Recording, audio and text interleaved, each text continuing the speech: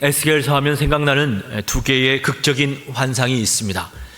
이 환상들은 말씀 자체만으로도 여러 가지 상상을 하게 되고 또 소망을 품게 하고 정말 꿈꾸게 만드는 그런 말씀들입니다. 하나는 에스겔서 37장에 기록된 마른 뼈가 살아나는 환상입니다. 마른 뼈가 살아나는 정도가 아니라 아예 큰 군대가 되죠.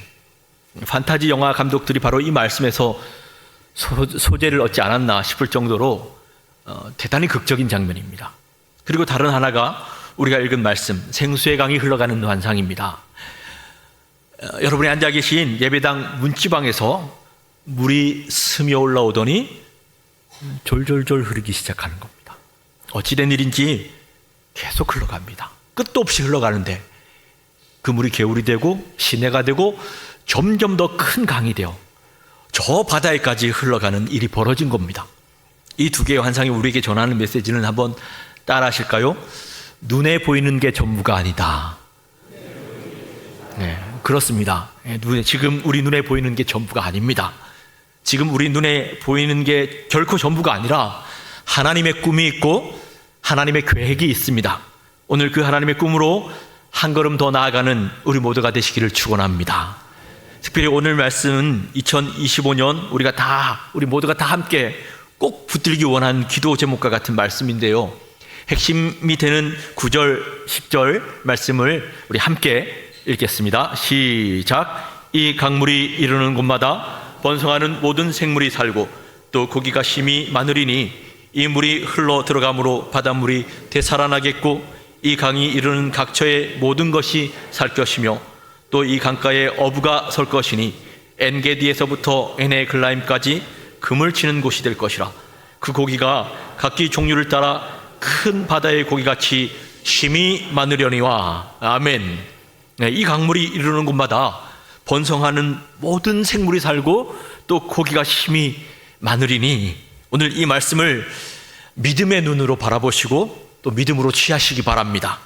먼저는 오늘 예배 자리에 나오신 여러분의 마음 안에 생수의 강이 흘러가기를 축원합니다. 에스겔서는 환상으로 시작해서 환상으로 끝이 나는 말씀입니다. 여러분, 성도는 꿈을 꾸는 사람입니다. 비전을 보는 사람이죠. 성도들 가운데 어떤 사람만 꿈과 비전을 가지는 게 아닙니다. 성도라면 반드시 꿈과 비전의 사람이어야 합니다. 아무리 힘들고 어려워도요, 비전과 환상을 보면 살아낼 수 있습니다. 한 사람이 비전과 환상을 보면 그 주위 사람들이 다 살아납니다. 오늘 말씀을 통해 여러분 한 사람이 꿈과 비전을 보므로 여러분의 가정이 살아나고 교회와 학교와 목장과 온 교회가 생동력 있게 일어나기를 소망합니다. 본문에 그려진 환상은 성전 문지방에서 시작된 물이 성전을 한 바퀴 휘감고 제단 남쪽으로 흘러내리는 장면입니다. 3절에서 5절을 보시면 1천척을 측량하고 또 1천척을 측량하고 다시 1천척을 측량합니다. 물이 순식간에 많아져서 사람이 능히 건너지 못할 강이 됩니다. 말씀에 척이라는 단어가 나오죠. 이 척은 구약에서 길이를 재는 단위입니다. 규빗이라는 말과 같은 개념인데요, 보통 한 척은 팔꿈치에서부터 가운데 손가락까지의 길이를 이야기합니다. 대략 45cm에서 50cm 정도인데, 근데 왕실이나 성전을 측량할 때는 거기에 한 뼘 정도를 더 보탭니다. 그러면 한 55cm가 됩니다. 그래서 1천척은 550m입니다. 하나님의 사자가 줄을 잡고 동쪽으로 나아가 천척을 550m로 쫙 측량한 후에 건너라고 하십니다. 보니까 물이 발목 수준이에요. 다시 천척을 측량하고 건너게 하셔서 들어가 보니까 이번에는 물이 무릎까지 오릅니다. 물이 많아졌죠? 다시 천척을 측량하고 들어가 보니 이제는 허리까지 차올랐습니다. 다시 천척을 측량하고 들어갔는데 이제는 물이 가득해서 헤엄칠 정도가 아니라 사람이 능히 건너지 못할 강이 된 것입니다. 물이 엄청나게 빠른 속도로 불어난 것입니다. 성전을 한 바퀴 휘감아 돌더니 사막을 향해 달려가고 사해 바다에 도착하니 죽었던 사해 바다가 살아나고 고기들이 펄떡거리며 뛰어놀고 그물 치는 어부가 몰려온 것입니다. 그리고 강 좌우에는 각종 과실나무가 자라고 탐스럽게 열매를 맺었어요. 여러분, 생명수가 흐르는 곳마다 살아나는 역사, 회복되고 더할 수 없이 풍성해지는 역사가 일어난 것입니다. 본래 이 말씀은 이스라엘, 유다 왕국과 성전 회복에 대한 말씀입니다. 그러나 생수의 강이 닿는 곳마다 새롭게 되는 이 일은 저와 여러분 모두의 삶 가운데 하나님께서 계획하신 일인 줄 믿으시기 바랍니다. 성전 문지방에서 동쪽으로 계속 흘러가면요, 요단강 유역에 이르게 됩니다. 이스라엘 중심부를 간통하여 아라바 강야에 이르고 바다에 이른다고 했죠. 여기에서 아라바 강야는 어디고 또 바다는 어디일까요?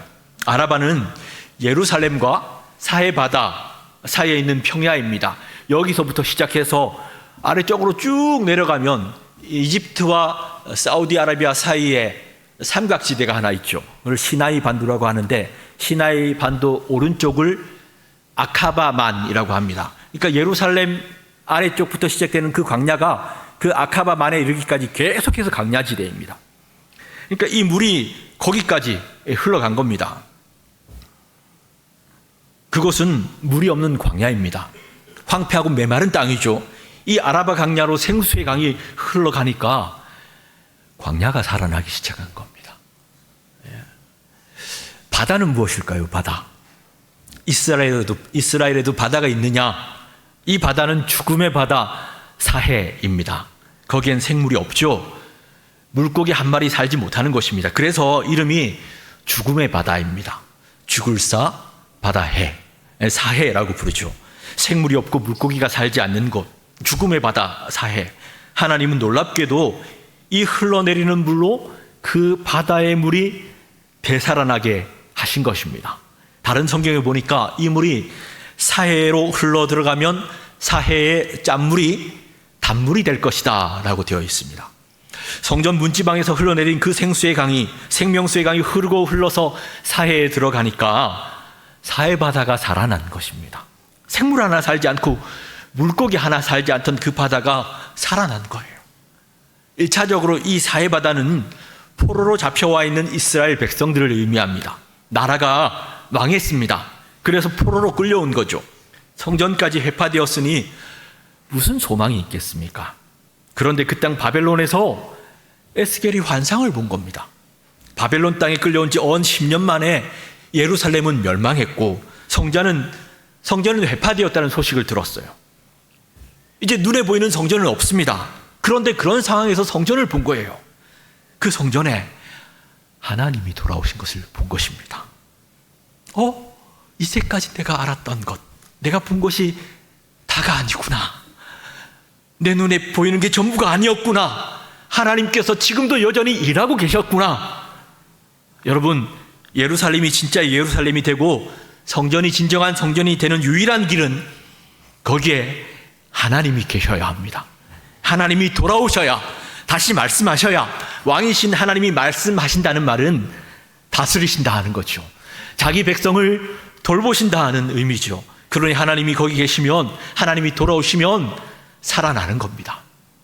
물고기 한 마리 없는 사해바다 같은 이민족도 살아나고요, 사해바다 같은 가정도 살아나고요, 사해바다 같은 교회 학교도, 우리 목장도, 주님의 교회도 다 살아난다는 겁니다. 이 환상이 에스겔에게 던진 메시지는 한마디로 이야기하면요, 포기하지 말라는 겁니다. 포기하지 마. 에이, 안 돼. 우린 안 돼. 가능성이 1도 없어. 자녀를 보고, 부모를 보고, 내 처지나 형편, 교회 학교나 주일 학교를 보고, 우리 청년들을 보고, 안 된다. 이젠 끝이야. 절망하고 포기하려는 이들에게 말씀하시는 겁니다. 이게, 너 진짜 포기하게? 난 포기 안 했는데 하시는 겁니다.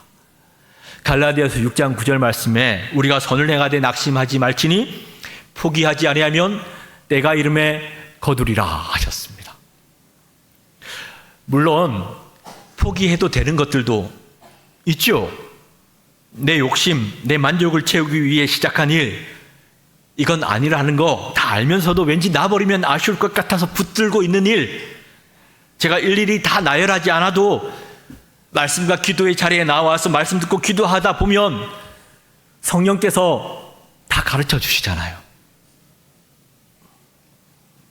포기해야 할 걸 포기하지 못하고 붙들고 있다는 말은 지금 내가 하나님 앞에 제대로 나아가지 않고 있다는 의미겠죠. 그것이 신앙과 삶이 바뀌지 않는 이유입니다. 하나님 앞에 머물지 않기 때문입니다. 여러분, 포기해야 할 건 포기하셔야 됩니다. 그러나 믿음으로 시작한 일이라면요, 하나님을 꿈꾸고 하나님의 비전에 사로잡혀 믿음으로 시작한 일이라면 포기하지 말지니 때가 이름에 거두리라. 아멘입니다. 이유는 하나님이 하시기 때문입니다. 아이들을 보고 저거 사람 안 돼 라는 말이 여기까지 나오려고 해도 참아내셔야 합니다. 참아야죠. 왜? 결국은 될 거니까. 교회 학교도 되고 청소년도 살아나고 청년들도 일어날 겁니다. 말도 안 되는 상황에 놓여 있는 우리나라 한국교회 될 겁니다. 안 된다고 하는 분들에게 하나님께서 지금 사회바다를 보여주시는 거예요. 봐, 사회도 살아났잖아. 너네가 사회보단 낫잖아. 사무엘상 1장에서 만나는 한나라는 여인은 세상에 그렇게 불쌍한 여인이 없어요. 자녀가 없는 것만 해도 서러운데 남편 엘가나에게 다른 와이프가 하나 더 있었죠. 성경에 보면 분인나라고 했는데 분인나가 그를 심히 격분하여 괴롭게 했다라고 되어 있습니다. 자신은 아이가 없어서 그것만 해도 너무 서러운데 이 분인나가 자기를 가만히 두지 않는 겁니다. 한나가 서러움에 푹 빠져 통곡하면서 그래도 기도의 자리로 나아가거든요. 그 기도가 얼마나 구슬펐으면 엘리 제사장이 한나를 보고 쟤 술 취한 거 아니야? 그랬다니까요. 그런데 사무엘상 2장에 그려진 한나는 바뀌어도 어쩌면 이렇게 바뀔 수 있나, 완전히 180도 바뀌어진 모습입니다. 더 이상 슬퍼하지 않습니다. 그렇게 가슴 아파하던 한나가 그 한나가 아니에요. 오히려 자기 마음이 하나님으로 인해 즐겁다 하고 이야기합니다. 이유는 하나님께서 그녀에게 아들을 주셨기 때문입니다. 사무엘을 주셨어요. 한나가 여호와께 자기 아들을 드린 다음 여호와 하나님을 찬양하죠. 모든 인생의 주관자는 하나님이십니다. 그러니 내가 일희일비하지 않겠습니다. 왜? 하나님이 다 보고 계시기 때문에, 하나님이 다스리시기 때문이라는 겁니다.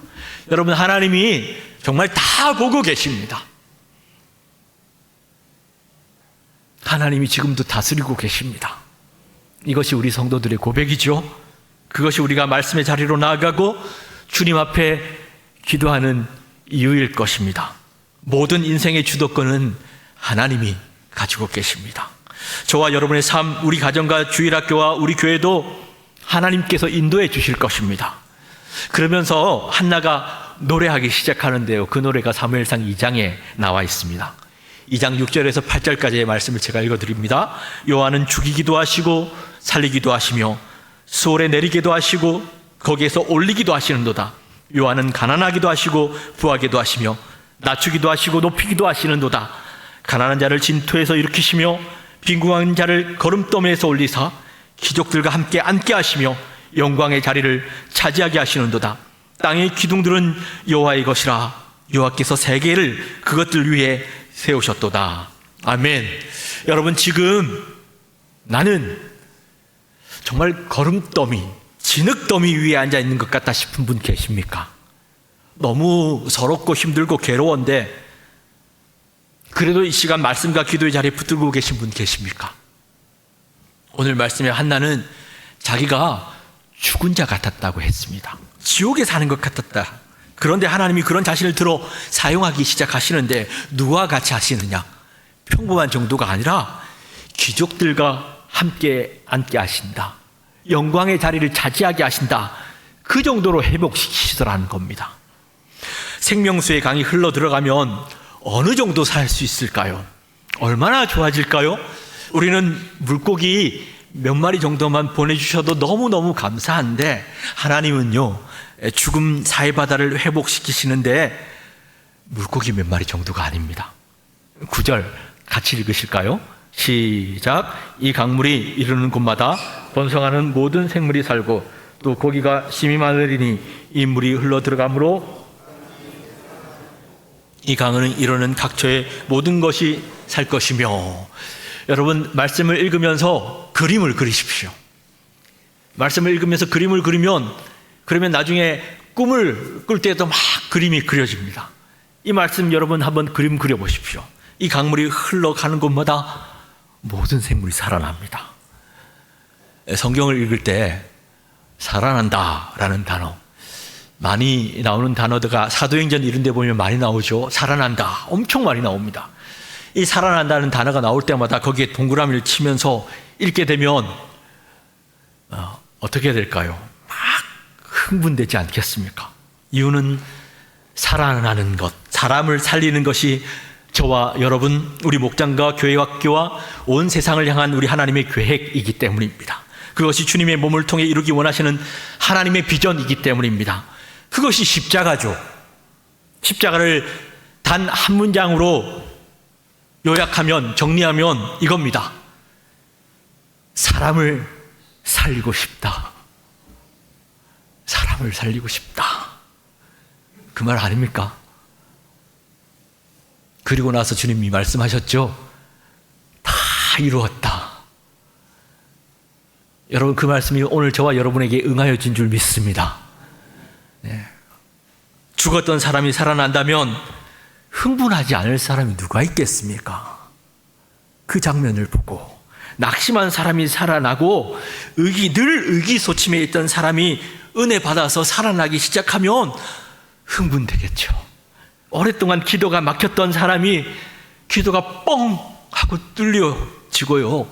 예배가 무너졌던 사람의 마음에 하나님이 돌아오시면 주체할 수 없는 기쁨이 막 넘쳐나지 않겠습니까?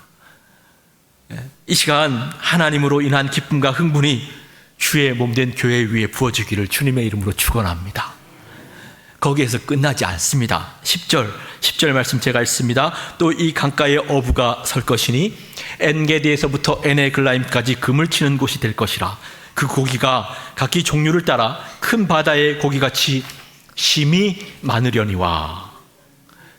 하나님은 멋진 분이십니다. 우리는 고작 물고기 몇 마리를 위해 기도했는데 하나님께서 완전히 사고를 치셨어요. 물고기 한 마리 없던 곳에 물고기가 얼마나 많아졌으면 낚싯대 들고 낚시할 정도가 아니라 아예 그물을 칠 정도로 많아졌다는 겁니다. 그게 다가 아니에요. 사람들이 모여들어요.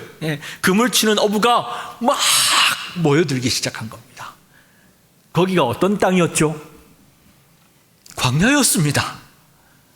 광야에 어부가 모여들게 된 겁니다. 여러분, 생수의 강은 하나님으로부터 나옵니다.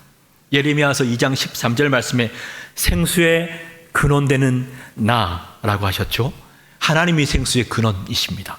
그 생명수가 나를 적시면 사해바다 같은 내 영혼이 매력적인 사람으로 바뀔 수 있습니다. 어떤 사람이 사해바다 같은 사람이 있죠. 메마르고 입만 열면 불평불만이 가득하고 한숨만 쉬고 계속 짜증내고 멀리서 보면 너무 세련되고 교양 있게 보였는데 가까이에서 보니까 이건 완전히 사해바다예요. 얼굴 생김새는 갈릴리 같은데 마음이 사해바다라면 자신은 물론이고 늘 같이 지내야 하는 사람은 어떻게 삽니까? 가정도 마찬가지죠.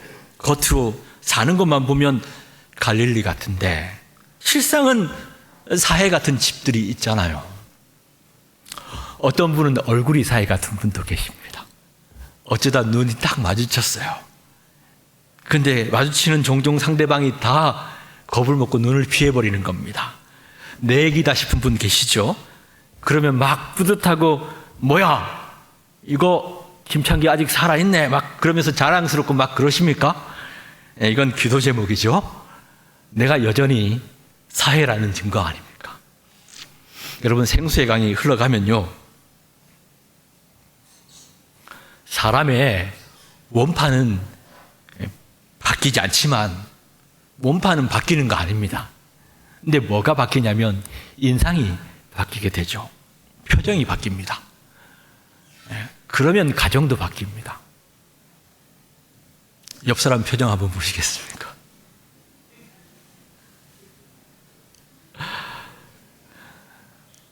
생명수가 가정에 흘러오면 가정이 살아납니다. 웃음이 찾아오고요. 끊어졌던 노랫가락이 흘러나오기 시작합니다. 우리 집에서 노랫소리가 들리네? 금을 치는 어부가 찾아오듯이 사람들이 막 모이기 시작해요. 내 인생이, 내 마음이 갈릴리 호수처럼 되면 사람들이 막 나를 만나고 싶어 합니다. 생명수의 강이 내게 흘러오면 그냥 거룩한 사람이 되는 정도가 아니라 거룩하면서도 매력적인 사람이 됩니다. 저는 성령 충만을 요즘 말로 이렇게 바꾸게 되면 어떤 말일까 곰곰이 생각했던 적이 있는데 정의를 내렸습니다. 성령 충만을 기독교적인 세계관에서 우리가 한마디로 정의한다면 저는 매력적인 사람이라고 생각합니다. 우리 옆에 분 보시면서 깜짝 놀란 목소리로 한번 인사 나누실 때 어머나 엄청 매력적이시네요. 이렇게 한번 인사하시겠습니다.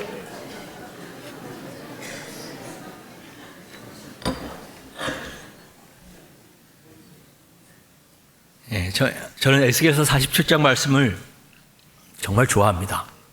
그런데 언젠가부터는 제 마음에 유독 이 3절 말씀이 와닿기 시작했습니다. 3절에 보시면 그 사람이 손에 줄을 잡고 동쪽으로 나아가며 척을 측량한 후에 내게 그물을 건너게 하시니 물이 발목에 오르더니 보좌로부터 성전에서 스며나온 물의 높이가 발목 정도에 올랐다고 했죠. 생명수에 지금 발목 정도가 잠겼다면 여러분 한번 그림 그려보십시오. 첨벙첨벙 할 수도 있고 찰랑찰랑 발목에 부딪히는 물놀이가 한창 재미있겠죠.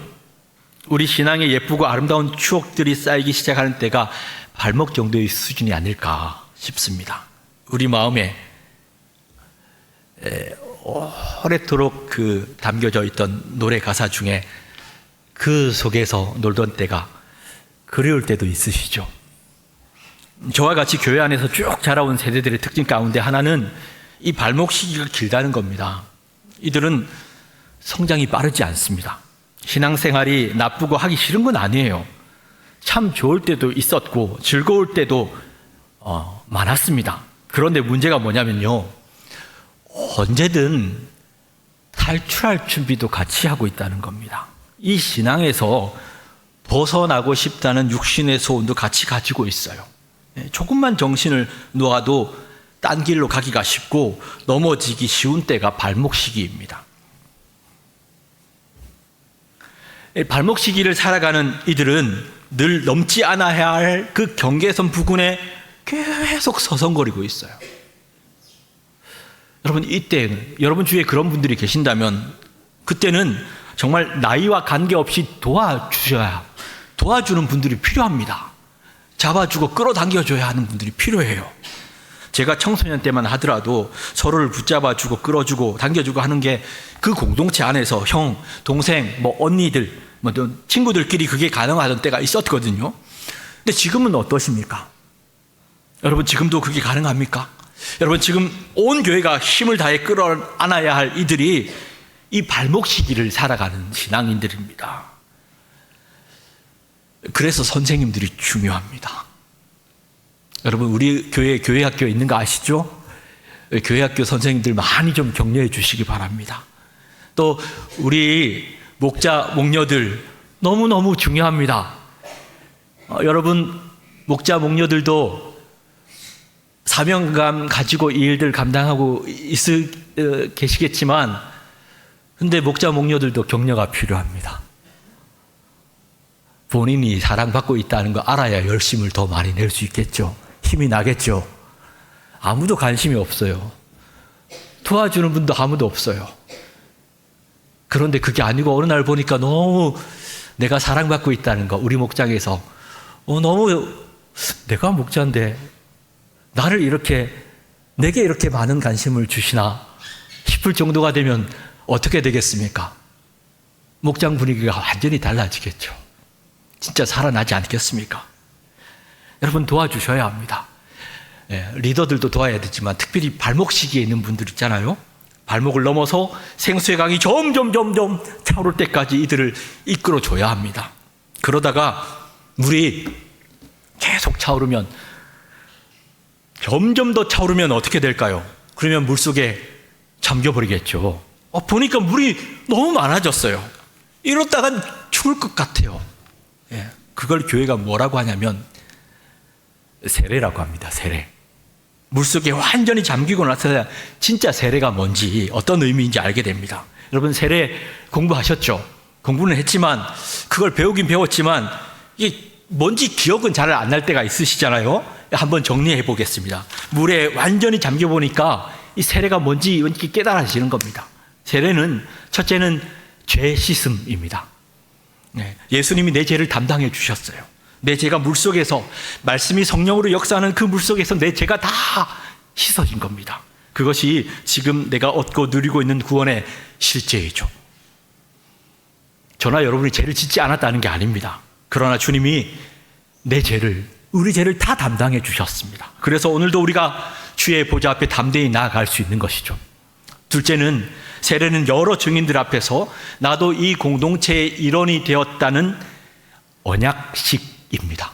언약을 맺는 것입니다. 물에 잠기고 보니까 내가 내 힘으로 여기까지 온 게 아니라 하나님과 하나님의 사람들, 말씀과 성령에 이끌린 사람들에 의해서 예배의 자리에까지 나오게 되었고, 이제 나도 그런 주의 몸이 된 것입니다. 셋째는, 물에 잠겨 보니까 이제 나는 죽고 말씀으로 살아야 된다는 거, 나는 죽고 예수 생명으로 산다는 게 뭔지가 깨달아지는 거예요. 이 의식은 우리 생에 한 번밖에 없는 것이지만, 여러분 영적으로는요, 저와 여러분이 말씀과 기도의 자리에 나올 때마다, 하나님 앞에 나올 때마다 이 영적인 세례를 경험하게 하셨습니다. 그렇지 않습니까? 그러면 이제 교회인 저와 여러분은 어떻게 이 발목만 잠긴 이들을 도울 수 있을까요? 아니, 교회가 어떻게 하면 영적인 다음 세대가 성장할 수 있는 믿음의 연습실이 될 수 있을까요? 저는 이 경계선에 있는 이들을 말씀과 성령이 역사하는 그 물속, 예배의 자리, 그 은혜 강가로 데리고 가는 것이라고 믿습니다. 이제 우린 세대가 많이 변했기 때문에 예배는 일주일에 한 번만 드리면 된다는 생각이 점점점 굳어져 가는 시기를 살아가고 있습니다. 근데 여러분 한번 생각해 보십시오. 지금 이 타락하고 음란한 세대를 일주일에 단 한 번 이 자리에 나와서 예배만 드려서 여러분 신앙생활 지키시는 거 가능하시겠습니까? 우리 자녀 세대들에게 그게 정말 가능한 일일까요? 정말 세계관 전쟁이 일어나고 있는 이 땅을 우리가 살고 있지 않습니까?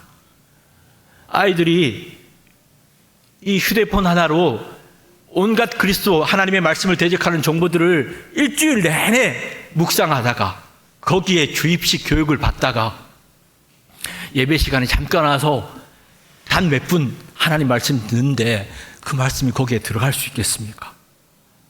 그 말씀에 자기의 삶을 드리겠습니까?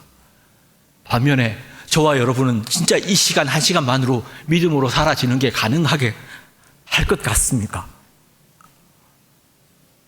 저는 불가능할 것 같습니다. 제가 청년 사역을 하면서 청년들에게 그렇게 이야기를 했습니다. 일주일에 이 시간 말고, 주일 예배 말고 정말 딱 한 시간만이라도 시간 더 내라. 그래서 우리 기도하자. 너희들의 삶을 위해서, 미래를 위해서, 하나님의 돌보심을 위해서, 인도하심을 위해서 우리가 기도하자. 그러면 너희들 흐트러지지 않을 거야. 정말 넘어지지 않는다. 나 정말 그렇게 믿어. 그러니까 이 한 시간 한번 우리 만들어 보자. 그래서 수요 기도에 나오고, 금요 기도회가 있었던 교회는 금요 기도에 나오게 하고, 그래서 같이 기도하고, 아니면 영적으로 다 이렇게 어두워져요. 의무방어전 치르듯이 주일 예배에 나와 있으면요, 신앙생활이 즐거울 리가 있겠습니까?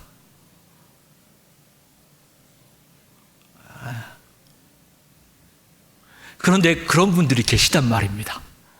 그런 분들은 도와드려야 합니다.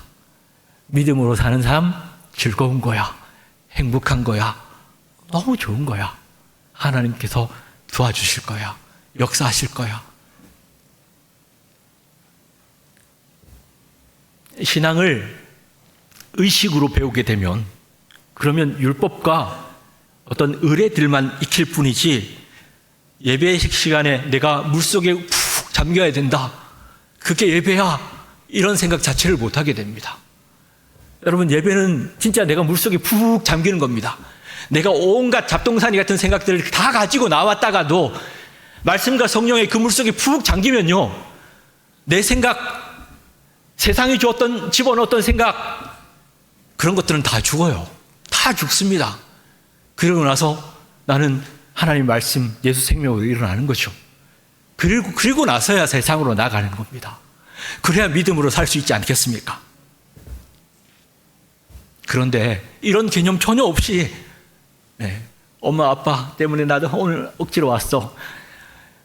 그런 때가 분명히 있긴 있습니다. 그런데요, 도와주셔야 합니다. 도와주셔야 합니다. 그래서 그게 다가 아니야. 네가 알지 못하는 진짜 크고 엄청난 놀라운 하나님의 일하심, 역사가 있단다. 가르쳐 드려야죠. 11절 말씀에 그 진펄과 개펄은 되살아나지 못하고 소금 땅이 될 것이며 라고 했어요. 이 진펄과 개펄은 분명히 사해 인근에 있는 땅인데도 소금 냄새만 날 뿐이지 살아나지 못한다는 겁니다. 생수가 그냥 스쳐 지나갈 뿐이고 이제 다 말라 비틀어진 땅이니까 이게 무슨 생명력이 있겠습니까? 여러분, 오늘 본문은 보좌로부터 물이 흘러 닿는 곳마다 그야말로 살아나는 역사가 일어나고 사람이 모여들고 만물을 새롭게 하는 그런 그림이 그려져 있는데요. 이 환상은 하나님이 우리에게 돌아오실 때, 그래서 우리에게 말씀하기 시작하실 때, 우리를 성전 삼으실 때 어떤 일이 벌어지는 것인지를 말씀한 것입니다. 왜 우리를 부르셨을까요? 왜 먼저 구원하셨을까요? 왜 우리에게 날마다 말씀 부어주시고 은혜를 깨닫게 하실까요? 흘러가라는 겁니다. 강력하게 흘려보내라는 거죠. 흘러가지 않으면 아무리 나는 아니라고 해도 사해가 되고 말기 때문입니다. 은혜 받았다고 주저앉아 있으면요, 자기도 모르게 금방 사해가 되어버립니다. 사랑하는 여러분, 이 시대에 생명의 물을 흘러보낼 수 있는 유일한 존재가 누구일까요? 교회입니다. 말씀을 받은 교회입니다. 그래서 우리가 모일 때마다 기도하고 고민해야 할 것이 어떻게 흘려보낼 것인가, 어떻게 더 강력하게 흘려보낼 것인가 하는 것입니다. 이유는 그것이 바로 하나님의 꿈이요 하나님의 비전이기 때문입니다. 요한복음 7장 38절 말씀에 나를 믿는 자는 성경의 이름과 같이 그 배에서 생수의 강이 흘러나오리라. 이 생수의 강이 누구죠? 하나님이십니까? 아니에요. 하나님은 생수의 근원이시고 생수의 강은 하나님과 성령님께 이끌리는 교회입니다. 성령님의 흐름을 타는 교회입니다. 오늘 이 시대에 세상을 치유하고 세상을 부욕해 하는 유일한 존재는 교회뿐입니다. 계시록에 보면 이들을 어린 양이 어디로 인도하든지 따라가는 사람들이라고 했죠. 예수님이 하신 일, 무기력한 자를 치유하고 죽은 자를 살리고 그 일을 위해 꿈꾸는 이들이 바로 교회입니다. 여러분, 어떤 목장은 그 목장 전체가 생수의 강이 될 수 있습니다. 가능합니다. 할 수 있습니다. 교회 안에 어떤 부서 전체가 초등부, 중고등부, 청년부, 우리 교회가 생수의 강이 될 수 있습니다. 사랑하는 여러분, 죽음의 사인들이 만연한 이 사회를, 주의 몸된 교회를 죽음의 기운에 점령하게 두지 않아야 합니다. 어떻게든 말씀이 선포되는 자리, 성령으로 역사하는 그 물속에 계속해서 더 깊이 잠기도록 먼저는 여러분이, 그리고 여러분 곁에 있는 분들을 인도해 주시기 바랍니다. 이제 말씀을 맺겠습니다. 어떤 찬양의 가사와 같이 우리가 지금은 비록 땅을 보타여 살지라도 내 영혼은 저 하늘을 디디며 살아가는 하나님을 꿈꾸는 사람들, 바로 교회죠. 교회는 꿈꾸는 사람들입니다.